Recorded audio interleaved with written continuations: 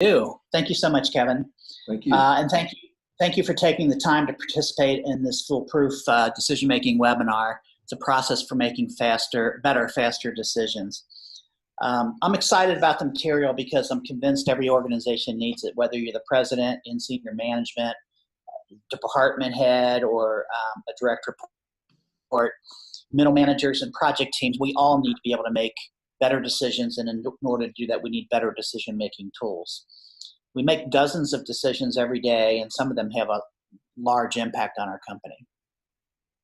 respective company. So just nod your head. This was actually a live presentation at one point. If you're in a room of people, you can use a show of hands, but if not, just nod your head to yourself and see which things you agree with.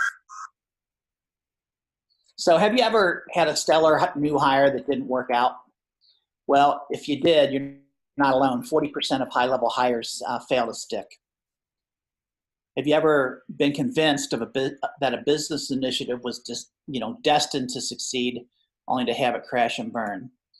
Well, that's even a higher failure rate. 83% of mergers and acquisitions fail to deliver any value, according to KPMG.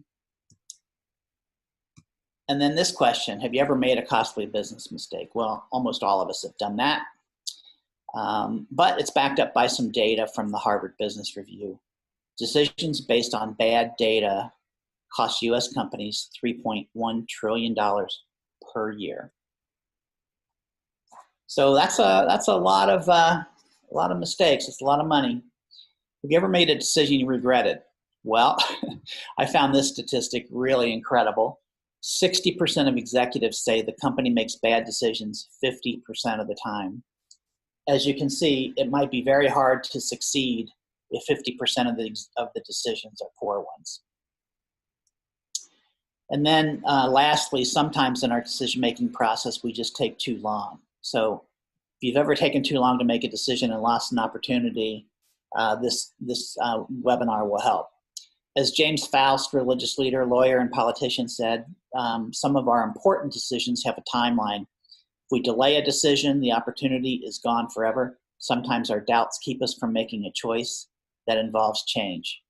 Thus, an opportunity may be missed. And we'll go through that a little bit later in more detail, how to affect the status quo. How do we keep from keeping still? So some of the biggest mistakes in history: Decca Records declined to sign the Beatles. I'm sure everyone's heard of the Beatles. The Decca executive that declined to sign the Beatles said at the time, guitar groups are on their way out. Instead, Decca decided to sign Brian Poole and the Tremolos, who did have one or two hits, one of which was a Beatles cover song. So with that dismissal of the Beatles, Decca Records became synonymous with catastrophic commercial misjudgments. And we'll go into why these things happen here in a minute. Excite could have bought Google for only $750,000 back in 1999. At the time, Excite was the #2 search engine, and Google was the new kid on the block. But co-founder Larry Page went to Google and wanted $750,000 for it. They were turned down. Today, Google has assets of $130 billion, and it's worth more than 173,000 times what Excite would have paid for it. So another costly business mistake, as is this one. So in 2000, Netflix proposed to Blockbuster that it could handle its online streaming component, and Blockbuster could host its in-store component, thus eliminating the need for mailed DVDs. The CFO of Netflix, Barry McCarthy, said they laughed us out of their office. So as you can see, Blockbuster, as you know, I mean, you're living in this world, Blockbuster went belly up and Netflix went on to thrive. Which brings us to, why did these things happen? Well, it happens because of the single biggest problem in business, and that is confirmation bias. Confirmation bias is the tendency to interpret new evidence as confirmation of what we already believe, or as it says on the screen, confirmation of one's existing beliefs or theories. Basically, we believe what we want to believe, and we look for evidence to support our current thinking. But it's actually worse than that, because there are 160 known biases that human beings have. So we really, in order to make good decisions, we really have to fight through that. Some of the more common top-level biases are, as I talked about earlier, we're drawn to details that confirm our own biases. We notice flaws in others more easily than ourselves. We tend to find stories and patterns even when looking at sparse data. So we see a trend in numbers that really don't play out the way that we think. We fill in characteristics from stereotypes, generalities, and prior history. And most people do this. And we also simplify probabilities in numbers. This is a big one. We think we know what other people are thinking. That can be dangerous. We also project our current mindset and assumptions on the past and the future. So we alter the past based on how we view it, based on our current mindset through rationalization, and we predict the future based on our current mindset. And of course, we really can't do either of those two things. Or as Schopenhauer said, every person mistakes the limits of their own field of vision for the limits of the world. And, Schopenhauer was a German philosopher. He inspired dozens of future luminaries like Nietzsche and Carl Jung and Albert Einstein, Thomas Mann, and Samuel Beckett. So he was a pretty smart cookie, and I think that he's right about every person mistaking the world for how they see it. So what this results in is a thing called the spotlight effect. And the spotlight effect is pretty simple. We put too much emphasis on what is right in front of us, what we can see, and we really think that what we see is all there is. We don't really consider what's off stage at all. And off stage, what I mean by off stage is out of the line of sight. But if we could move our spotlight around and get a much wider perspective, we'd see what's really going on. Hope everybody's following this so far. I wanted to put this slide up because there's a ton of information, a lot going on inside all of us all day, every day. In fact, the average human being, we average 50 to 80,000 thoughts per day. And that is a lot to process, and it can be confusing, and it can cause us to make bad decisions. So with all that going on in our minds, it's easy to make mistakes. And then people draw conclusions rather easily. We like or dislike people we don't know much about. We trust or distrust strangers without knowing each other. We feel an enterprise is bound to succeed without analyzing it. And so if you're sitting there thinking, what's this got to do with business and how you make good decisions, this will all become very clear and very tight here in just about 5 minutes. So how do most people solve this decision-making deficiency that we have? Well, we do 3 things. We analyze the data, we find what we're looking for, and then we pull out the data to support our foregone conclusion. And then we're convinced that we were right in the first place. But great analysis is really useless unless there is a decision-making process to give it a fair hearing. So the researchers at the University of Sydney in Australia, along with McKinsey & Company, tracked 1,048 businesses and their decisions over a span of 5 years. And the researchers analyzed the way decisions were made and compared the outcomes in terms of profitability, revenue, and market share. And they found that the companies in the study conducted a rigorous analysis of financial models and potential investor reactions, but not much time on the process of decision making. And when they did, what they discovered was that when you compare analysis or process, process is more important to producing good decisions by a factor of 6, which is astounding. As William Pollard, a nuclear physicist and the executive director of the Oak Ridge Institute, said, information is a source of learning, but unless it is organized, processed, and available to the right people in a format for decision making, it's a burden, not a benefit. So what we're going to do is we're going to dive into, in just 2 minutes, we're going to dive into how to get it organized and how to make it benefit everyone. Before we do that, there's 3 traits of good corporate decision makers. One is they explore alternative points of view.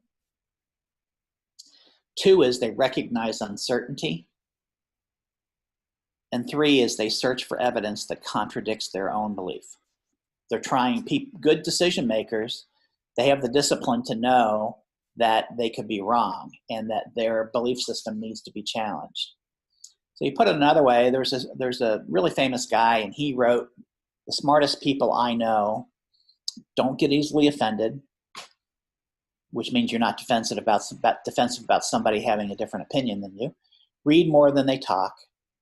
Smart people enjoy intelligent discourse. They quickly admit when they're wrong. They're comfortable changing their opinion, and they surround themselves with intelligence. And lastly, they seek to understand every perspective on a topic." And that's really what this webinar is about. So the person that said that was William Buffett. So you're in good company. So let's move on to the substance of this presentation, which are, we're going to talk about the 4 causes of flawed decision-making. As the saying goes, we are who we are. Therefore, we need to make smarter decisions to counter our biases and tendencies and the tendencies of our team members. So the first cause of flawed decision-making is narrow framing. We saw that earlier with the spotlight effect. We think that all we see is all there is, and therefore we limit the options we consider. And we shouldn't do that. Confirmation bias is the next one. We seek information that bolsters our beliefs, as I said earlier, and that's part of that 160 known biases and various combinations. And you can see this at play if you're a cable news watcher, or if you get your news on the web. On cable news, you have people tuning into Fox on the right, CNN sort of in the middle, and MSNBC on the progressive side. You can see that those biases by the types of news programs you watch or websites that you visit. People tune in to get affirmation of what they want to believe. The third cause is short-term emotions. We get high or low on an idea based on our short-term emotions. We're certain the project's going to succeed or fail without any evidence. You can see this week to week in the NFL. One week everyone thinks their team is going to the Super Bowl, and then they have a loss, and then the players become all bums, and all hope is lost, and we're not going to make the playoffs, and that's just short-term emotion changing our opinion about what's going on. So we're heavily swayed by those emotions, which fade rather quickly. But if you don't know that and you're making decisions and you're in that short-term emotion space, you're going to make a bad decision. The fourth and final cause is that we suffer from overconfidence. Our egos take charge, and we place way too much faith in our predictions. We're certain we're right, and we can't possibly be wrong. But as we already know, people are wrong all the time. So overconfidence is a really detrimental thing to making sound decisions. So we do place way too much faith in our ability to predict. So now we know the 4 causes, and we'll be reviewing these 4 causes again in a minute with their solutions. Now we know the 4 causes of flawed decision-making: narrow framing, confirmation bias, short-term emotions, overconfidence. But understanding our shortcomings isn't the same as fixing them. So as Stephen Covey said, to learn and not to do is really not to learn. To know and not to do is really not to know. Which, by the way, was also a quote that was attributed to Confucius way back in 500 BC. So, human nature hasn't really changed all that much in 2,500 years. So how do we implement tools to thwart these 4 causes? Well, we can turn decisions from flawed to foolproof with a defined decision-making process. So now we're going to dive in. This is the real substance. So if you're going to take notes, this is the time to sharpen those pencils or take the cap off your pen. So we're going to use what's called the WRAP process. And widen your options, reality test your assumptions, attain distance, and prepare to be wrong. We're going to go into each one of these and offer a tool for each one as well. So the first thing we need to do is widen our options. The desired outcome here is to avoid a narrow frame and expand your options. Only 29% of companies consider more than one alternative when making a decision, which is a prescription for failure. 52% of yes or no decisions fail, compared to 32% failure rate with two or more possibilities. That's from a study by the Ohio State University. But we also often have many more options than we realize. And in fact, there are 7 highly effective tools to widen your options, and we're going to go through one right now. So one tool to widen your options, and again, there are 7 of them, is to consider opportunity cost. So you force people to move their spotlights around. You can do this by asking, what's the next? So you're looking at maybe acquiring a company or moving or whatever the decision is. You could ask, what's the next best use of these resources we're spending this money on? Or put another way, what else could we do with that money? If we didn't buy this, what else could we do? And you have an earnest, robust conversation about alternatives. And some of those alternatives, these aren't in any sort of context based on the topic, but you could say, okay, well, let's hire some more salespeople, or let's open a customer support center, or let's increase R&D by 15%, or expand a product line, or move to a larger facility. That could be a response to what other options you could choose instead of buying another company or selling to a competitor. You could just decide, here are some other choices, and then you could weigh those choices. So widening your options is very crucial. The next solution is to reality test your assumptions. So the desired outcome here is to counter your confirmation bias by gathering options and information you can trust. It's especially important for CEOs. Few people are stuck in power bubble like a CEO. CEOs are often shielded from the truth. We don't know everything that's going on in the company. People censor themselves. They play politics to get ahead. They don't necessarily tell you what's really going on. And within the CEO's mind, business or senior VP or VP, business success gives us a false sense of infallibility because we've been there, we've had great success, and we just think we're infallible. And of course, no one is. Our egos take over and bias our thinking. Well, there are 8 tools to reality test your assumptions here, and my favorite of all is one called OOCH. So the key to OOCHing is to don't jump in head first, dip a toe in the water. You say, what's that? Well, we'll come to that in a minute. Don't argue and debate, test. So you can argue and you can debate and you can give your opinion, but ultimately you're going to know the truth if you test. So don't predict, discover. Ask what would need to be true in order for this to succeed or in order for us to move forward. So some examples of OOCHing. Launch a pilot or a proof of concept, which is, pennies on the dollar compared to what it would take to implement a large initiative. You just launch a pilot and see how that goes. Make a prototype. Conduct focus groups. That happens all the time in advertising and retailers. They conduct focus groups, and they also test geographic markets. And if you're doing web work, obviously, you can do A/B email testing. They have 2 different types of ads, and you send them to different audiences, and you see what the response rate is for A or B or C and D. And then also, you could implement a low-budget search engine marketing campaign before you launch a larger scale one, which would be very smart to do rather than put some gargantuan budget in place and lose a bunch of money to LinkedIn, Facebook, and others.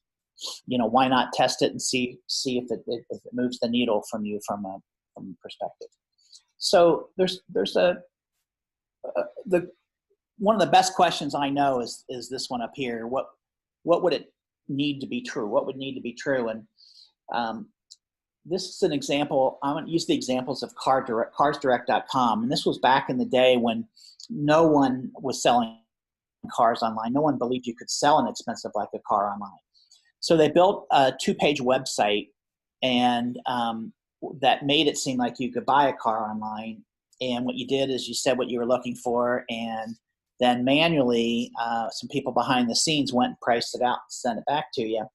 And their criteria was, if we could sell one car online, that would be a good proof of concept for us. What would need to be true was to be able to sell at least one car.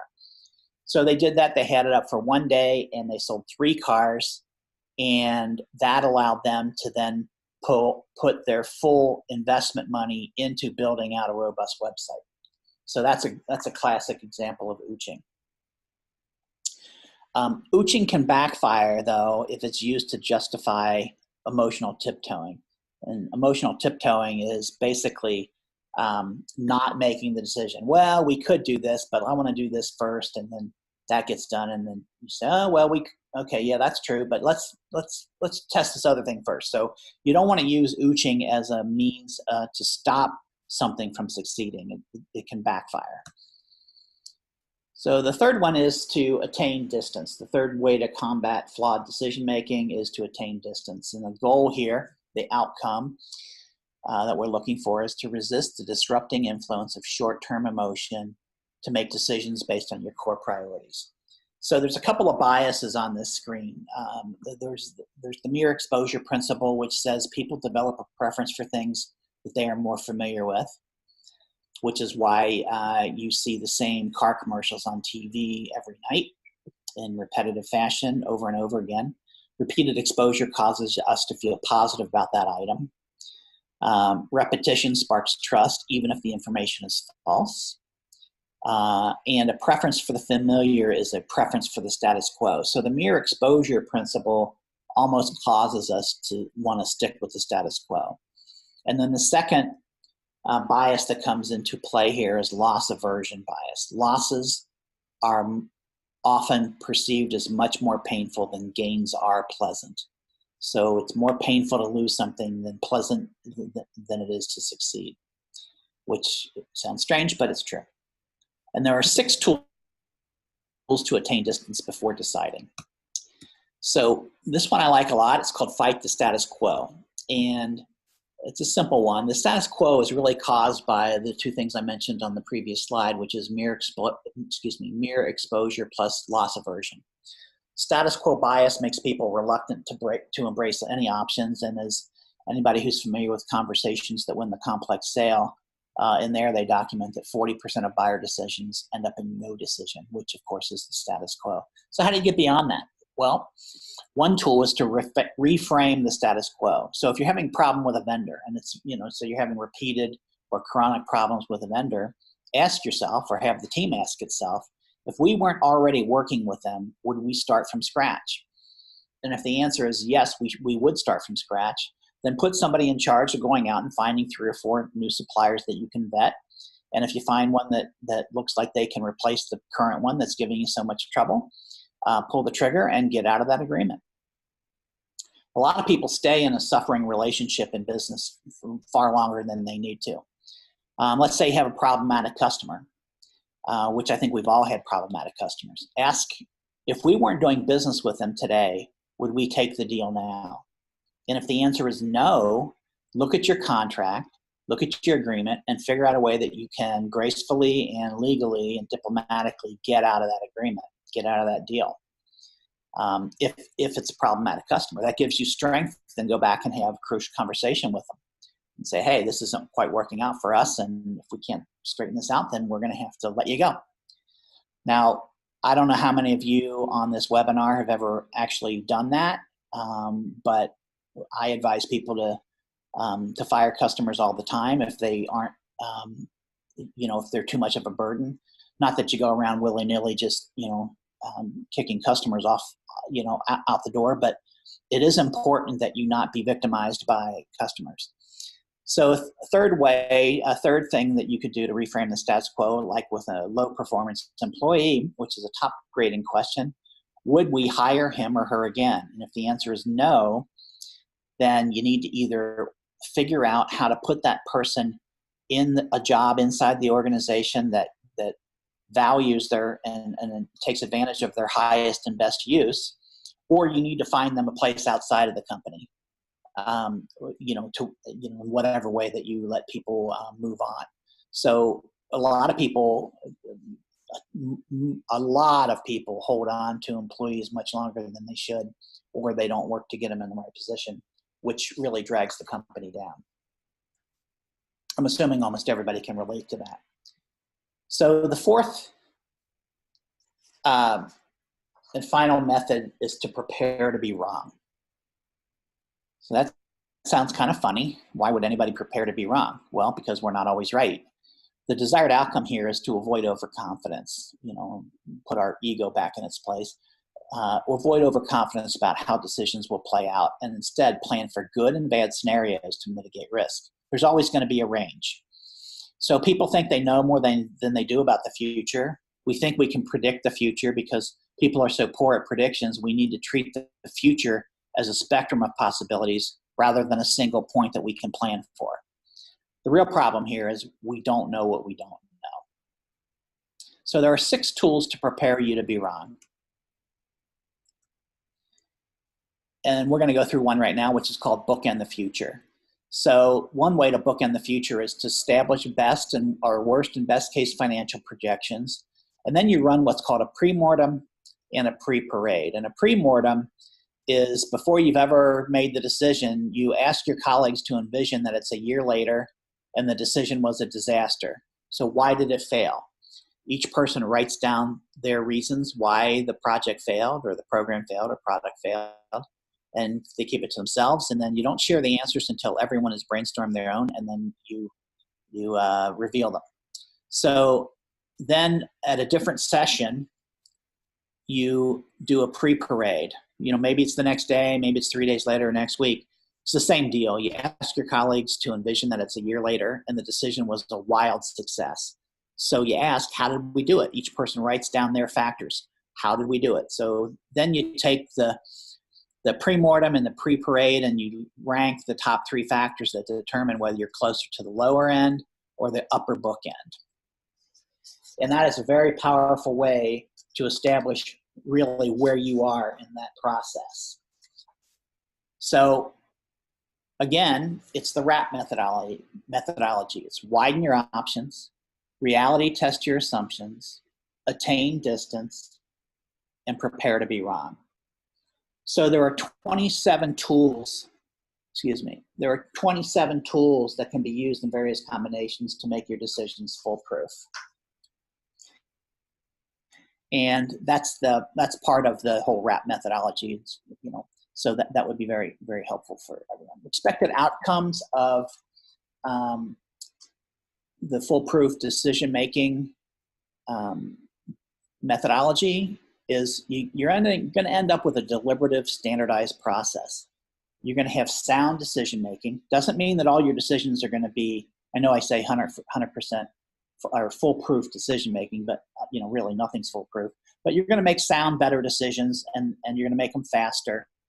You're going to have a reduction of biased thinking, which will go a long way. It's going to lower your costs due to fewer costly mistakes. It's going to create faster decision-making, as I said a little bit earlier. And it's going to give you and your team and your managers, it's going to give you clarity, focus, and alignment. And if you could just get clarity, focus, and alignment out of this, it'd be worth it.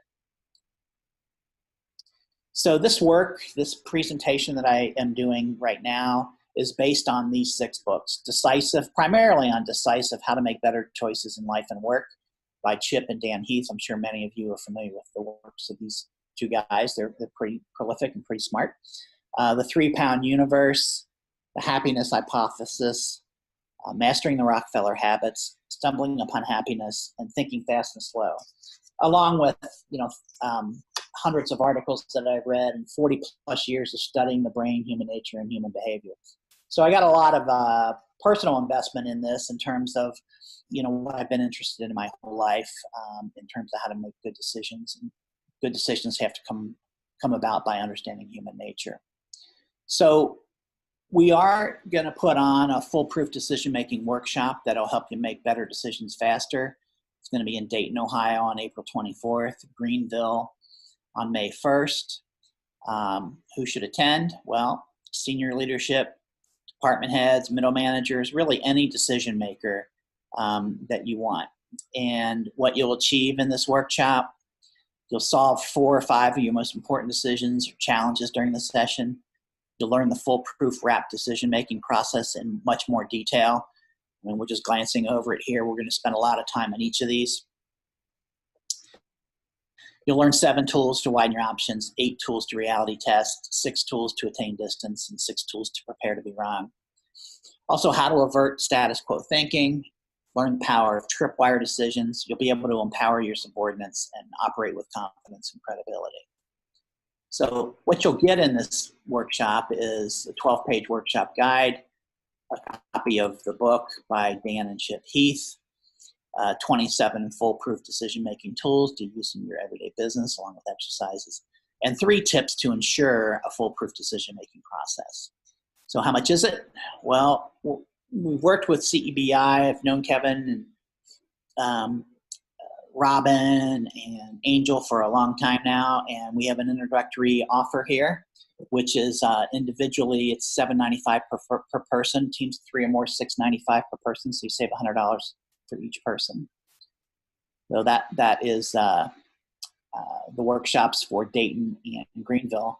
If you can't make that workshop, we can bring it to you and we can have a customized version of it at your location based on your needs. And it could be a 1-day workshop or a 2-day workshop working only on your business, which would be very, very powerful for you. So that's a wrap. That's where we are. And I thank you for your time. And now, if we have time for questions, I think, Robin, you can let me know if there's some questions out there.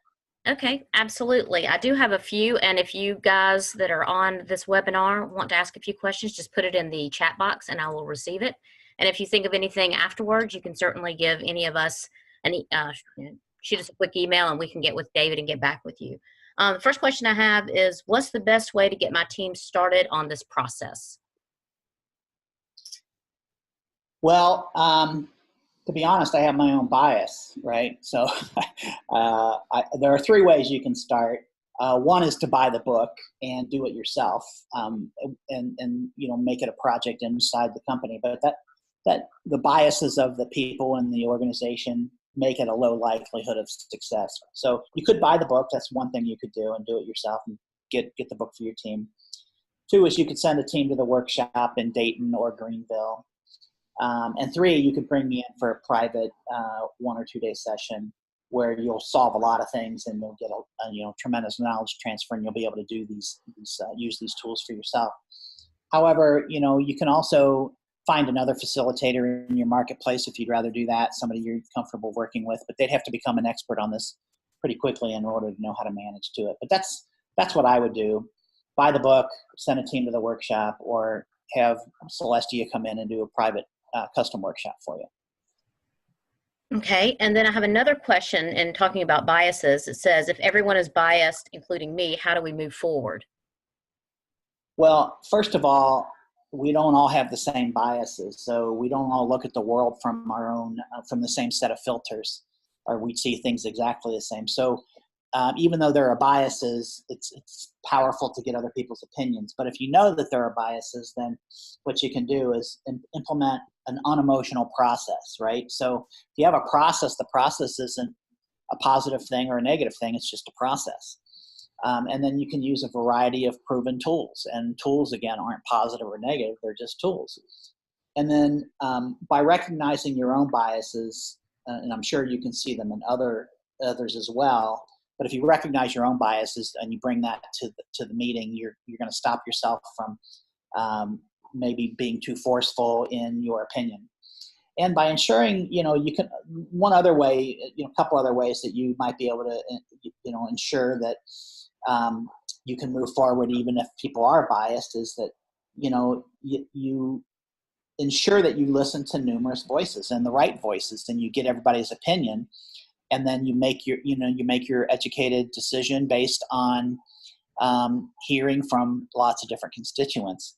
So the other thing I would say is rather than saying, yes, we should just move forward, or no, we should never do that, because I'm sure everybody here that's on this call has been in a room where there's a negative person. It's just their demeanor, their position starts with no.